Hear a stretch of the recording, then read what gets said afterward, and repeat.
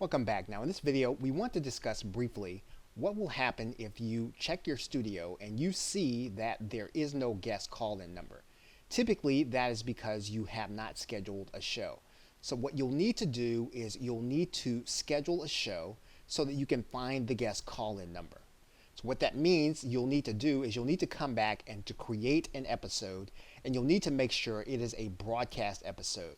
What you want to do is to make sure that when you create this broadcast episode, just create it sometime in the near future, and then you can actually go back and delete that episode once you see the number appear in your studio area.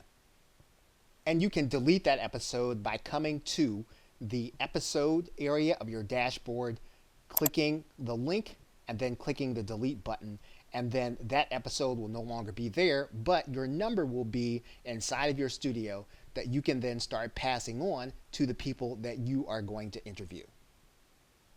Okay, so with that, thanks, and I will see you in another video.